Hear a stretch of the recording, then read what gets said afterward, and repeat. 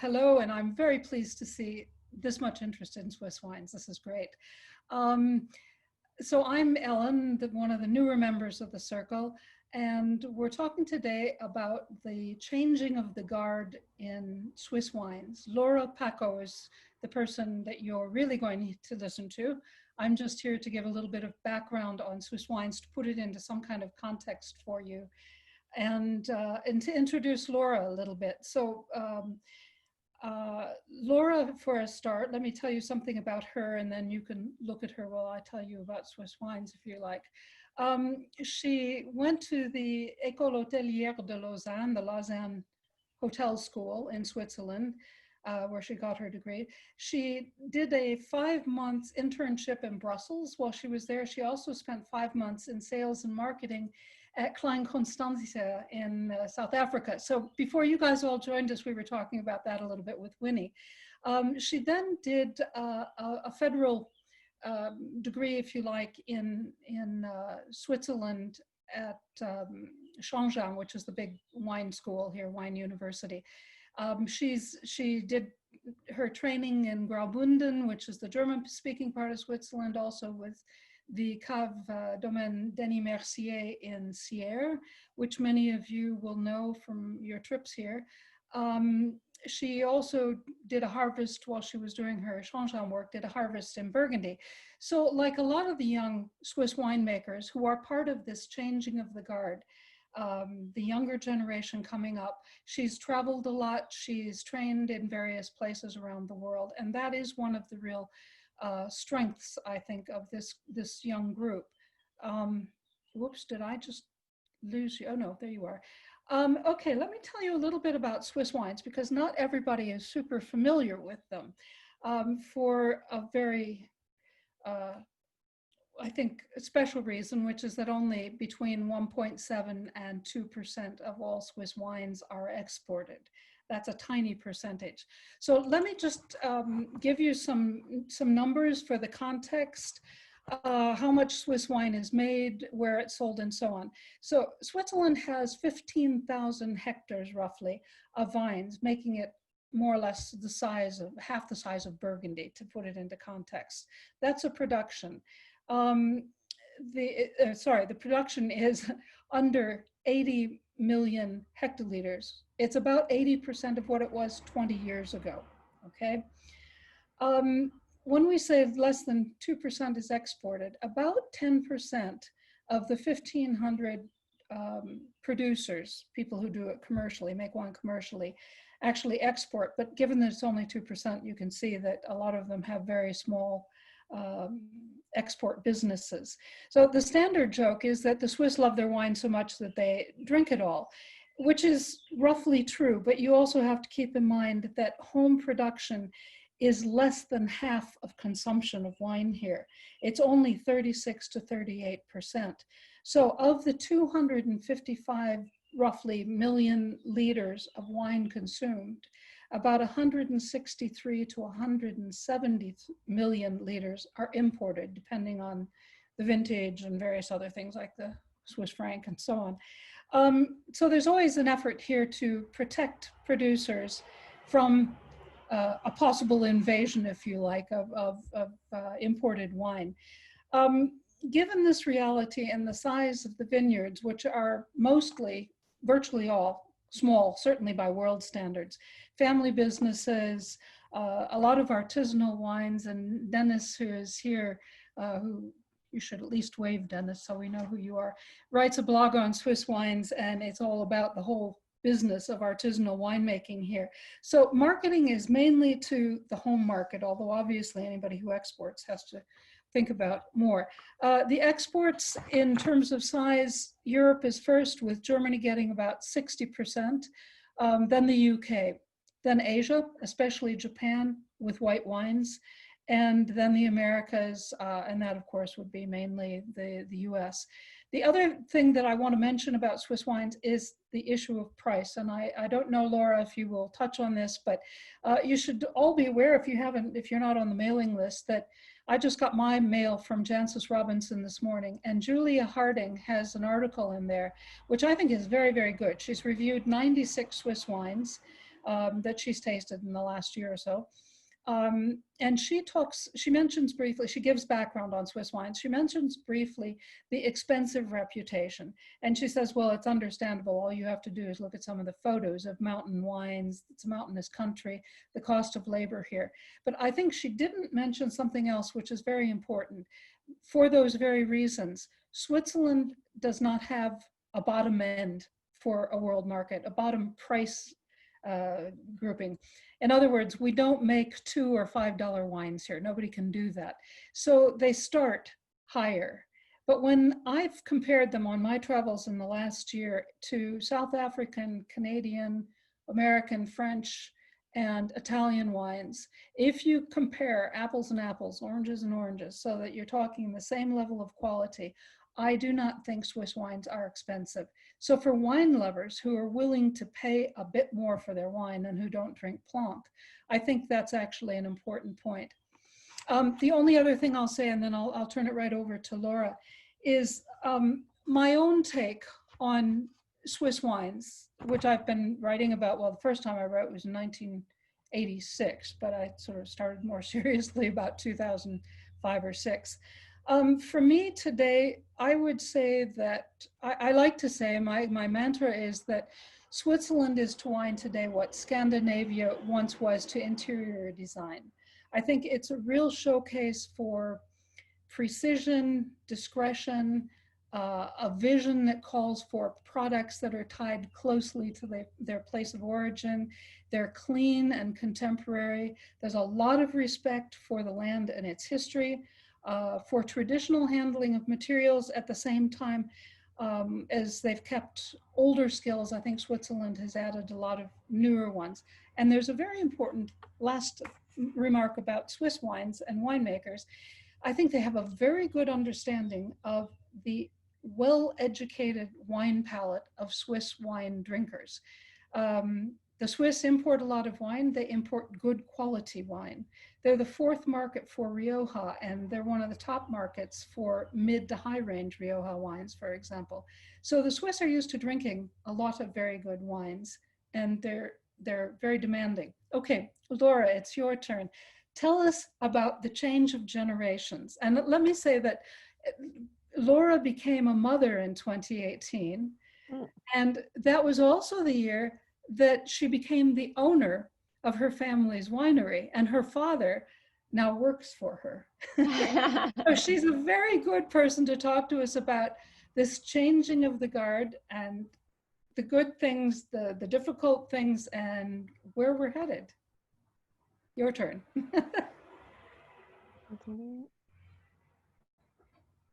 Maybe, can you see?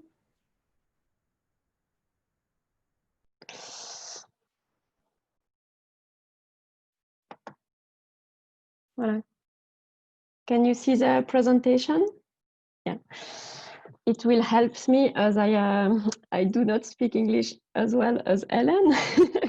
So first, I would like to thank LF to have invited me and to trust me to speak about this topic.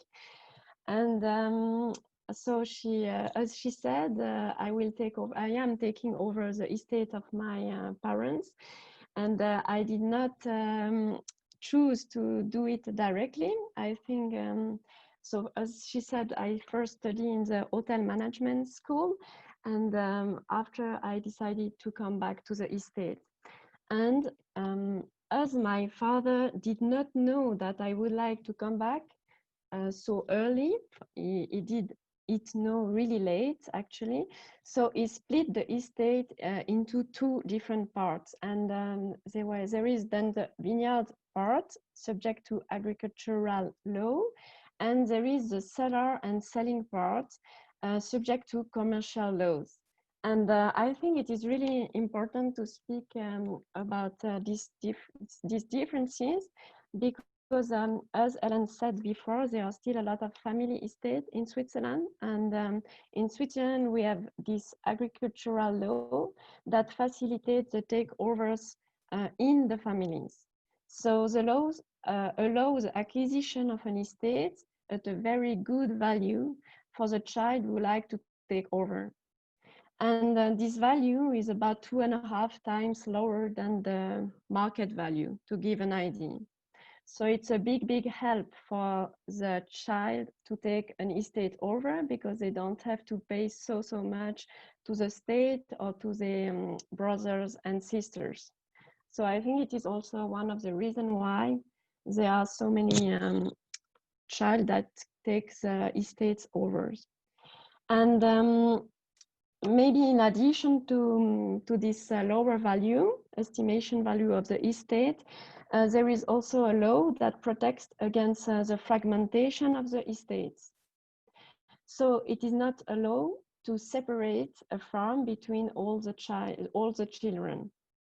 So if we have a different child, only one can take everything over.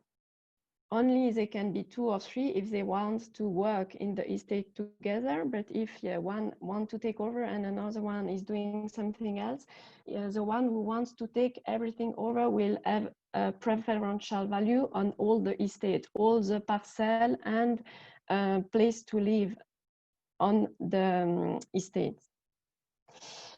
So I think, voilà, it is the reason why they fight against this fragmentation is so that the farm is big enough to being able to live with it. Otherwise, it would be too difficult to buy it at the market price.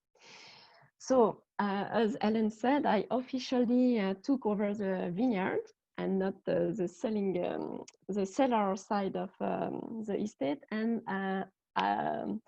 I sell my grapes to my father, who is making the vinification. So we are in a good collaboration with my parents, and I think it was a good way for me to arrive here, because I am really in charge of the vineyard. And my father is not too often here, or he has to ask me. He cannot just take the decision. I take the decision, but he's still involved in the cellar, and it's maybe it's a bit less pressure for me, because it's a lot of job in the beginning to arrive, and we have still a lot to learn. So I really appreciate the good understanding with my father. And my sister Marion is also working with us, and she's more on the communication part of the estate. So I think it's also a good separation of the task. So our estate is 19 hectares. So we have enough job for all the family. And we are located in Féchy. So it's, as Ellen said, Canton de Vaud, half an hour from Geneva along the lake. And we are many, it is right, I have the same feeling. We are a lot of young people taking over estate here in Switzerland. And we really feel good dynamics. We really know each other well. We have good opportunities to meet and to communicate. And maybe, so I was thinking about the subject. I am not the proficiency, it's only my way of thinking, how I feel the situation. I would say I see two main trends, tendance. And I think it's not only in the wine industry. First is a lot of women compared to the past. And second is a strong interest in organic wines. So maybe let's stop for a while on the woman involvement. I think why there is so many women, I read a lot about that, because in the beginning I came to the estate, I had a lot of solicitation only because I was a woman, and I thought, I'm making wine, I'm not just a woman, I really have a work, and I want people to come to me not only because I am a woman, but because I'm making good wine. So I read a few stuff about this topic, and I think the first thing is that historically, women did not really drink wine because of the Christian religion. It makes the woman drinking wine a symbol of debauchery.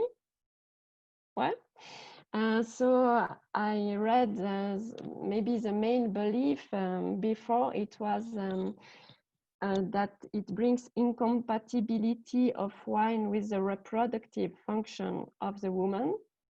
And wine was said to have contraceptive properties. So that was one of the reasons why women, it was not accepted to drink wine.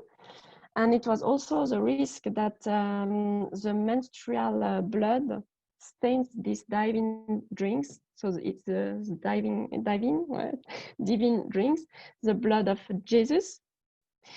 And the fermentation was kind of a magical process. So until recently, it was thought to be possible. It was, the fermentation, it was not so well understood. So they saw maybe the menstrual blood of the woman disturb the fermentation. So it was also another thing that brings the woman away from wines. And maybe the third belief before, they were also very worried that the alcohol effect on women, they bring women to have a freer sexuality, and that they would go with other men. So, and that they would also speak about family secrets or some business secrets of the family. Voila. And after, during the history, there are also times where women can drink and then they cannot drink anymore because, well, and in the 70s, so 1970, there is a liberation of the woman, and the wine becomes kind of a symbol of a social protest, like cigarettes or jeans and everything.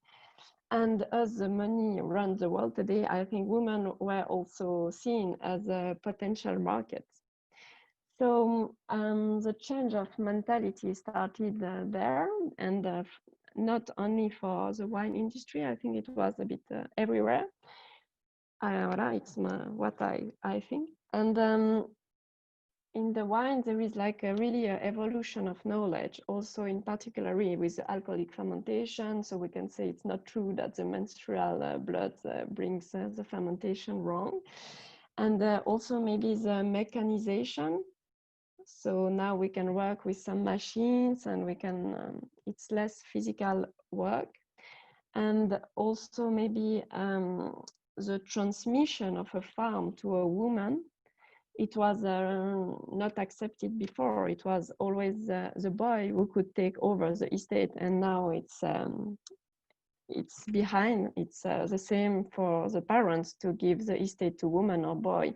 And I think that's why it's impressive at the moment. It's going so fast because our generation, our parents, it's equal for them, the boys and the women. So it was a really, new revolution to give the estates to the woman.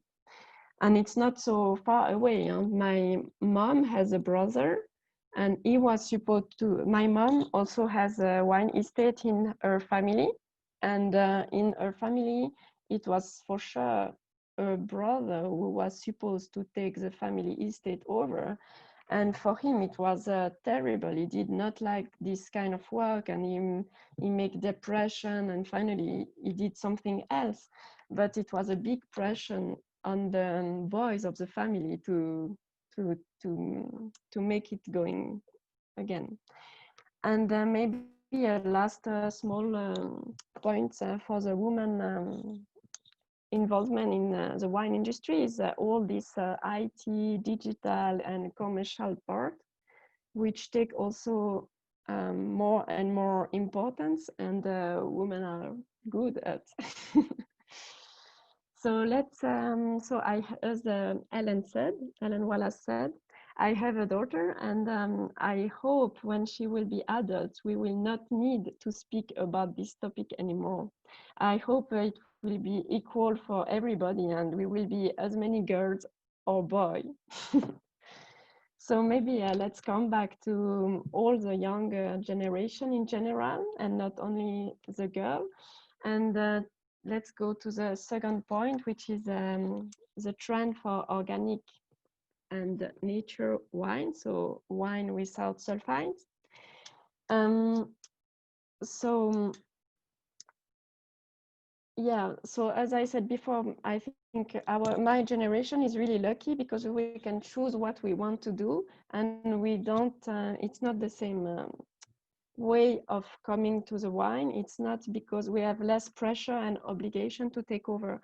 We are looking for a job that fascinates us, where we look for the passion, and we don't do this kind of work for to eat or to earn money like it was maybe before. So I think it changed completely the way of coming to this kind of work. And I think, as Ellen said again, we study a lot and we travel a lot to discover other philosophy and technical method. Our generation is really curious to improve and not to just stay on what was done until now. And we are really curious to test new things. And so we will always communicate it with each other. And I think we are also really lucky because the communication is much easier. We have no excuse anymore. It's easy to travel, and with internet and smartphones, it's almost free to have contact with each other. So I think it's also helped. And maybe also the estate has become a bit bigger than before. So we can also go away from the estate. Before, they only can work 7 days a week. They had no time to go to Zurich or to discover Burgundy because they had to just work every day in the vineyard to be on time.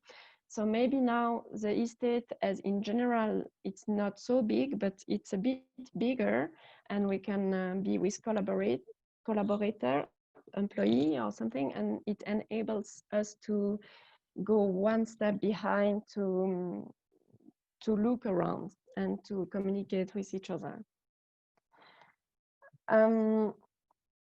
So on my side, I'm really lucky because my parents are really open-minded, really curious and passionate. My father did not have the obligation to take over, so it's not the cliche was with the generation problems where I always have to fight against my father because he doesn't want to change. Not at all. My father was always a pioneer. I think he was always, and he is always up to date, and he's always happy to make some new try. And he started with biodynamic culture in 1999, and after 8 years the whole estate was biodynamic. But it took a long time to do everything biodynamic because it was not so easy, and it was difficult to have access to this new cultural method because of all the new knowledge he has to have.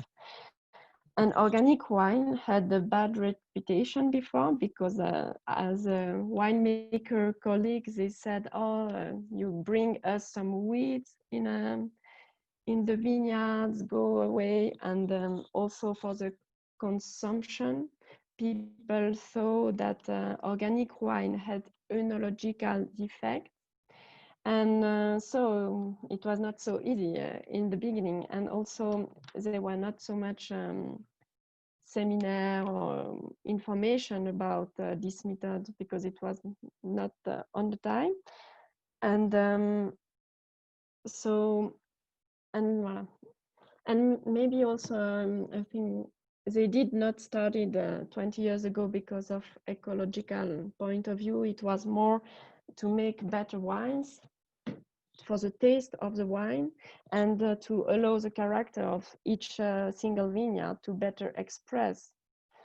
Because in our region, you all know that historically we only had one grape variety, the Chasselas. And so the idea of different terroir is dominant. We don't speak about the grapes, we always speak about where it comes from. So we will drink Desalais, Saint-Saphorin, Féchy, Montsurol, but we don't drink Chasselas because it was always Chasselas. So it had no interest to saying it. And my father, he was like cultivating his vineyard, and after 2-3 years, it was everything good in the vineyard, but in the cellar, he always had some problem of reduction, of the end of the fermentation was not going well, and he was like wondering what he could improve to have less problem in the cellar, and that's how he started to try with biodynamic culture.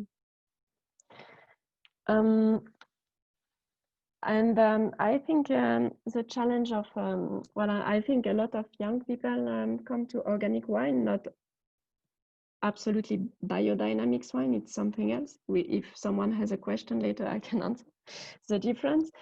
But I think maybe the challenge for our generation will be also to work more naturally in the cellar, because with organic we spill about a lot about farming, but I think in the cellar it's not so well known, but it's a really big challenge to work without adding anything in the wine, only grapes in the wine, and also maybe less sulfite. So it's also, I think, a good challenge for our generation. But also we don't have to forget that the wine come from the human, so otherwise it wouldn't exist. So we still have to keep the control of what we are doing, because the wine is only for pleasure. We only drink wine for the pleasure.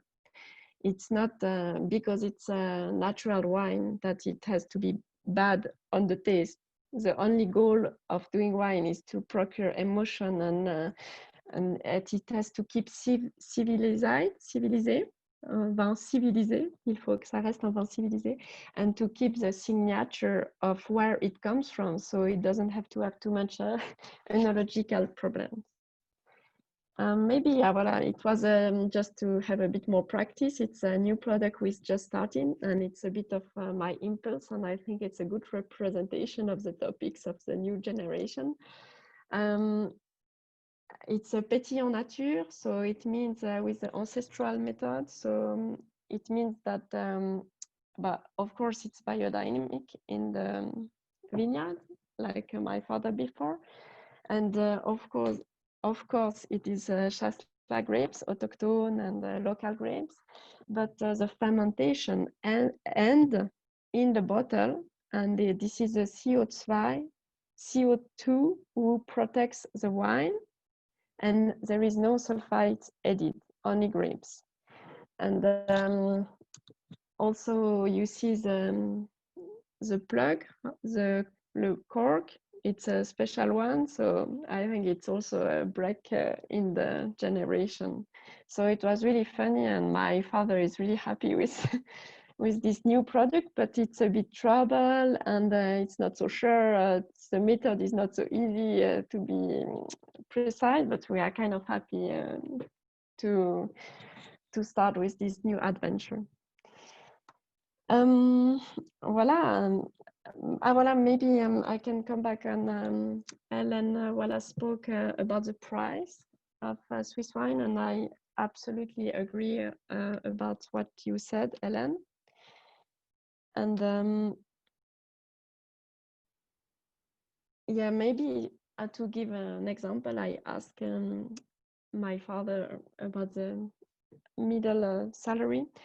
One of in the 1970s, a teacher earned about 1,700 Swiss francs, and today a teacher he earns about 7,000 Swiss francs. So it's about 4 times more the salary of a teacher compared to the 70s. And if I compare the price of a bottle of wine, a price of Féchy, because it's what I know, in 70 it was sold for 4 Swiss francs, one bottle of wine.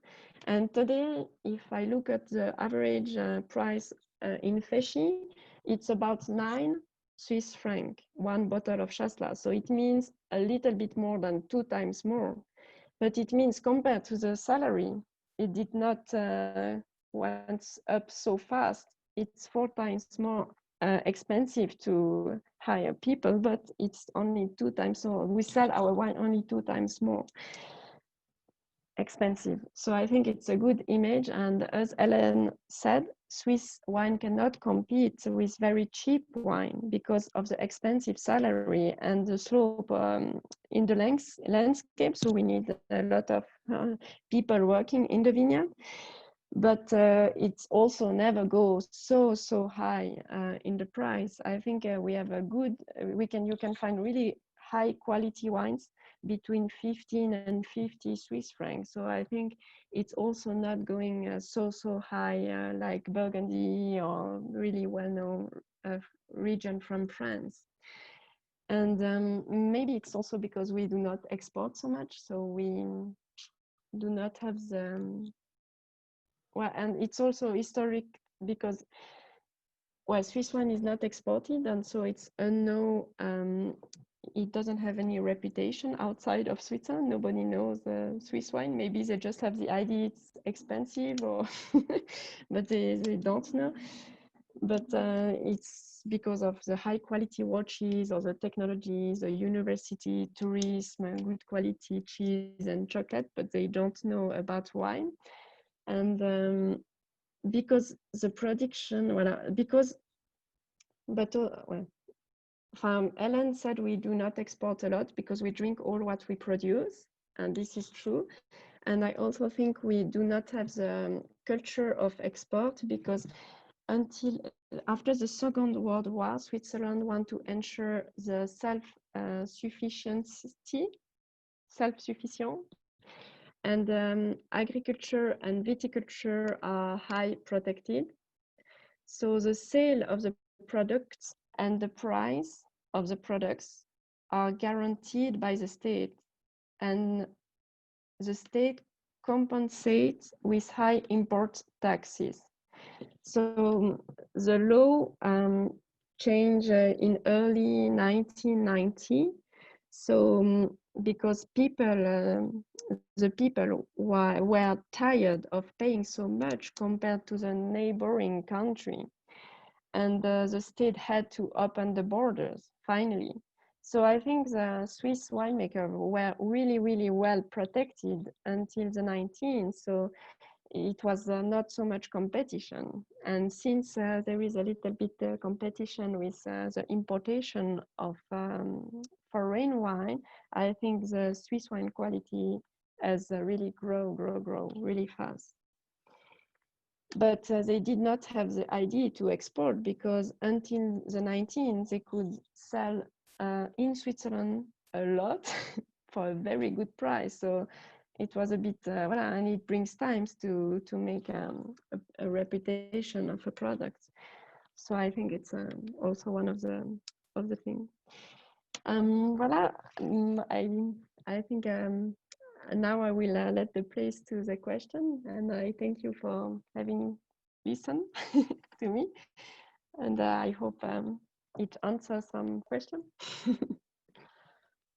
Thanks very much, Laura. That was very interesting, and it is nice to see so many young people in Switzerland taking up the challenge.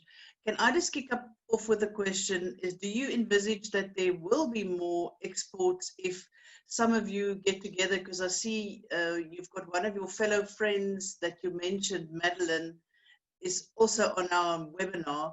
I mean, is there collaboration with like, I can't remember the name now, that we saw in Ticino of the 3 wineries, Ellen, you might remember, that make wine together and export it because then they have enough volume.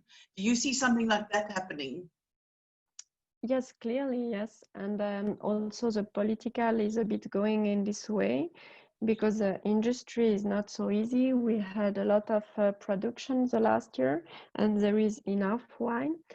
And as Ellen Wallace said, there is a lot of importation on the market and there is no taxes anymore. So it's really difficult for Swiss winemakers. And one of the solutions was from Swiss Wine Promotion to help for export. And the condition to give us some money is that there are 3 different regions who collaborate together. And it's not so, they don't have so high budget, but it's a small help. And I think it's good because it gives a good overview to the Swiss, because there are so many diversity. In our region, it's Chasselas, but in Valais, it's completely different. It's like another country for us. Well, that is the wonderful thing about tasting the Swiss wines, is that it's completely different to anywhere else. And it's lovely to be there and be able to taste them, but of course, not so much outside of the country. Yeah. Are there any other questions? Just unmute yourselves and ask. Ellen's got a question. Unmute yourself, Ellen, and ask.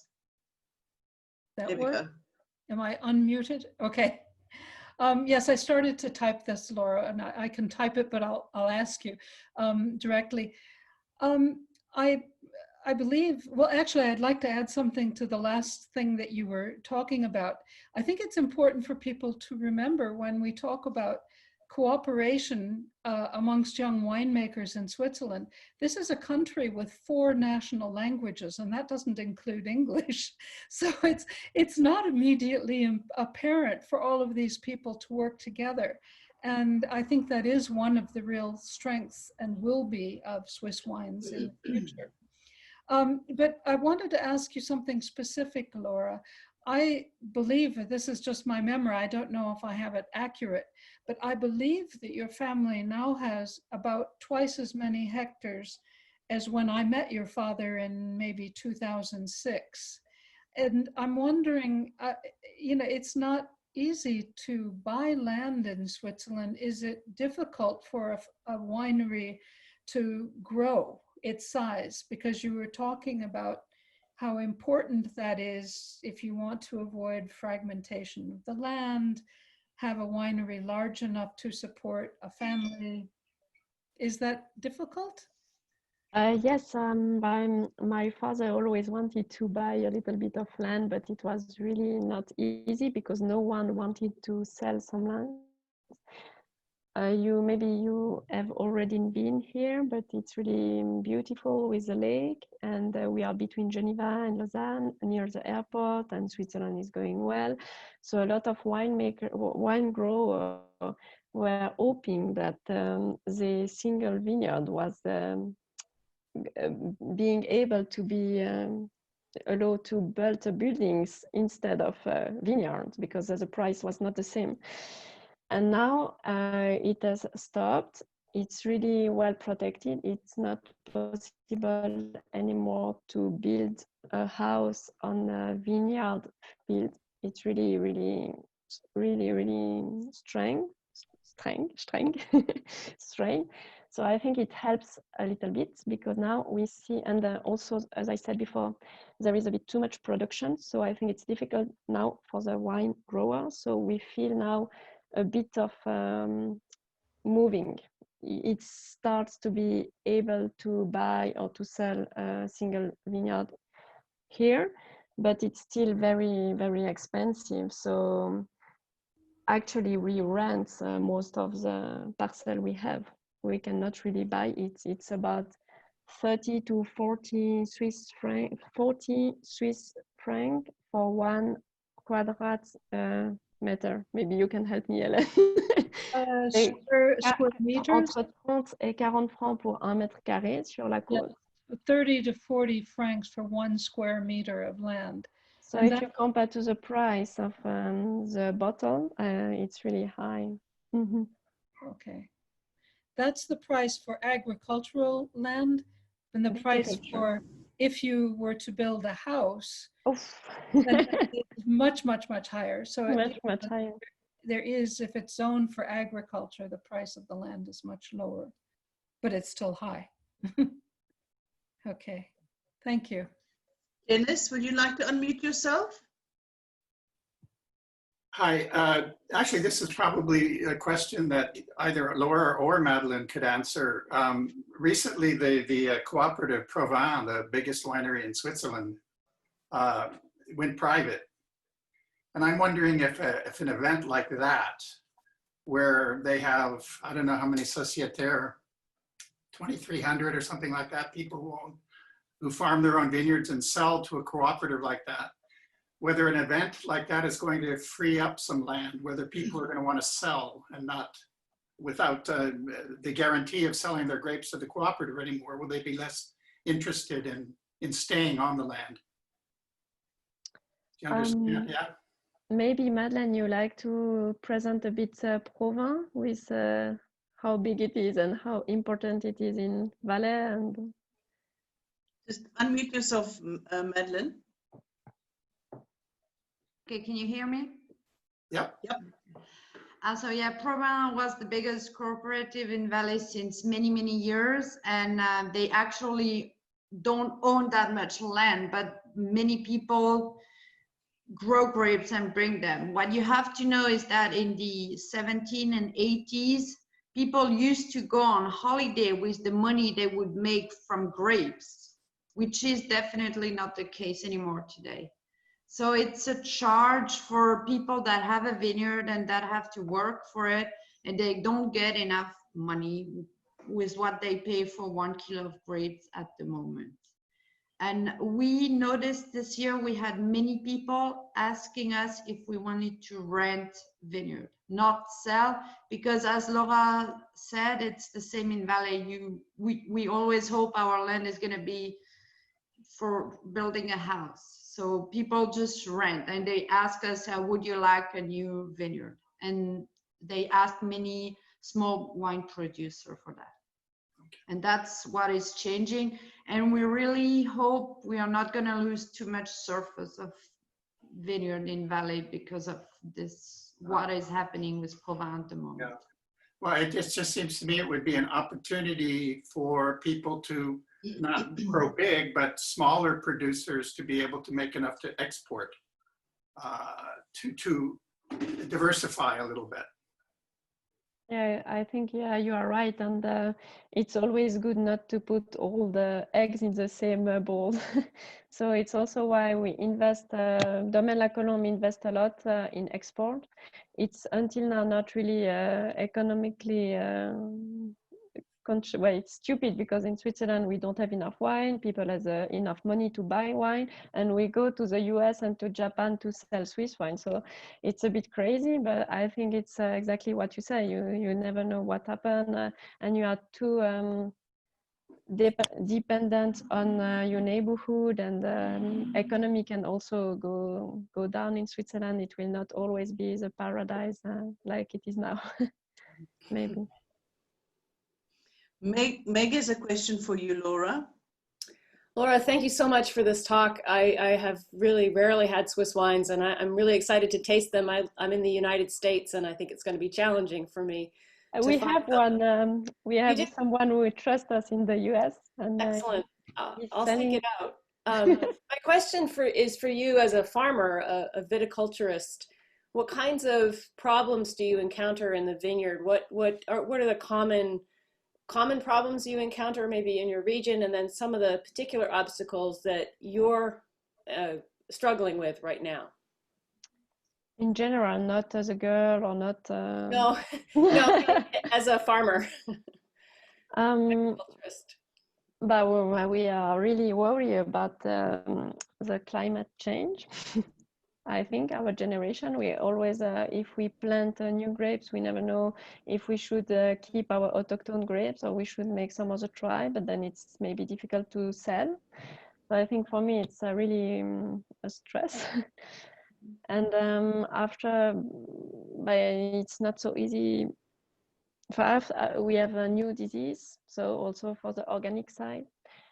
It's not coronavirus made a lot of noise, but the vineyard lives with a lot of disease. They were imported from outside, first mildew, oidium, phylloxera, and now Suzuki, flavescence dorée. So it's also a big challenge for us for the organic, because we cannot adapt so fast. It always has to be slow. So for me, it's really stressful.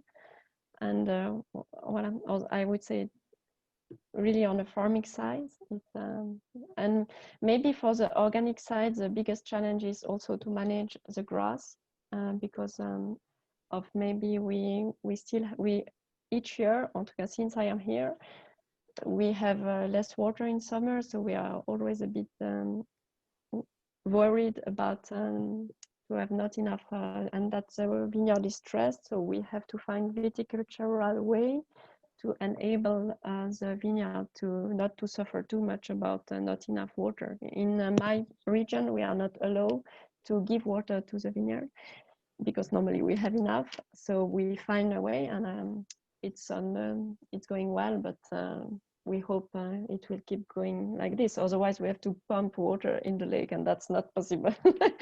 That will never be allowed. Yeah. Mm-hmm. Okay, thank you Thanks. very much. Thank you. Thanks, Meg. Liz has a question for you. Hello, thank you. It's been absolutely great so far. You mentioned the need for more organic practice in the cellar. There are, I think, existing EU rules on this. Do you think they go far enough, or do you think people should do more? We are personally certified with the Demeter label, which is a biodynamic label. And I think it's going really, really, really far. Actually, we are not allowed to put anything in the wine. So we have our own lees. We use really, really low sulfite. And we are not allowed to add some food for the, how do you say, les levures? Yeast, food for the yeast. No. Yeah, yeast, yes, yeah, that's right. So we are not allowed to give food to yeast, we are not allowed to, yeah, and nothing. But we noticed that the time is the best remedy, the best help to have a harmonic wine. No, really, it's not just poetry things, but with the yeast you can do a lot. So sometimes if the yeast is too much reductive, sometimes we put the juice away and we keep the yeast. We work the yeast, we bring some oxygen in the yeast, and after it smells good again, and we put it back in the tank. So it's really, and after you just need time. For the wine, we have to bottle in April. We have to make a filtration, otherwise we are not sure it's stable. But for the wine you have for 1.5 years or for 1 year, you do not need to make filtration because you know your wine and you know it is stable. So I think time is a good, and I think we lose a bit this kind of time because everything has to go too fast today, and the wine is not adapted to this kind of thinking. So I think we come slowly back, and I think we have to take this crisis as an opportunity to do longer, to try to age the wine longer. Yeah. Does that apply to organic as well as biodynamic?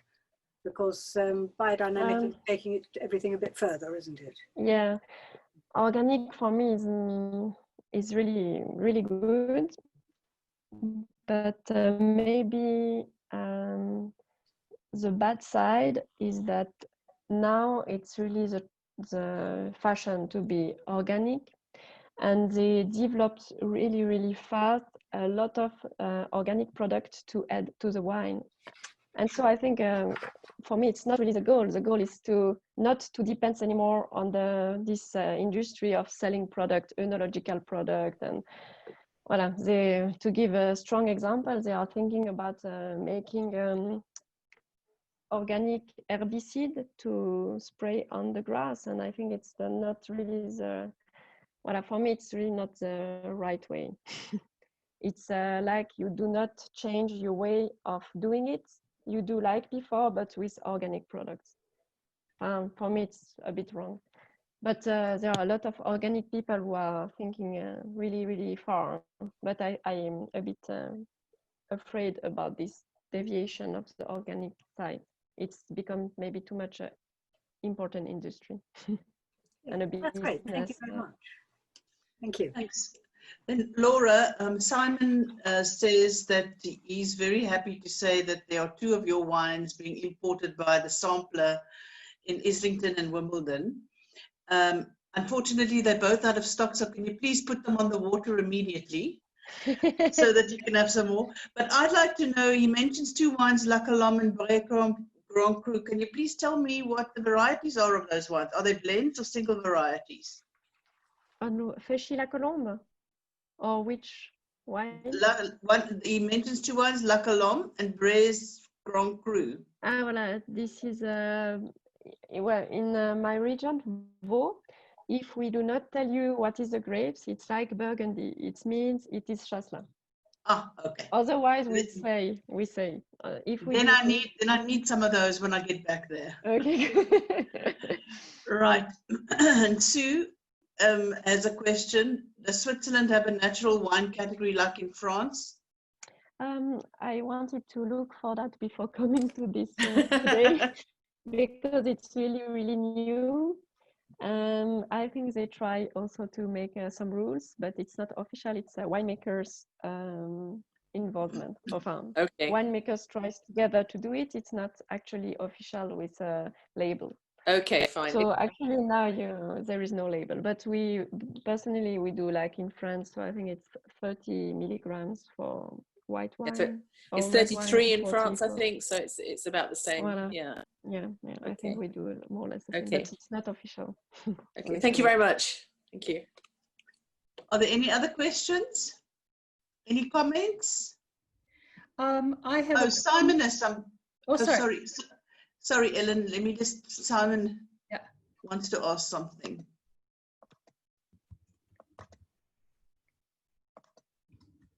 Oh, Simon, can you unmute yourself?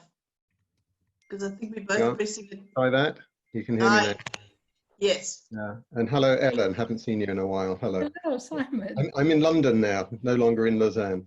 I had a question. So you showed us a chart on the progression of organic vineyards. Do you know the proportion of biodynamic?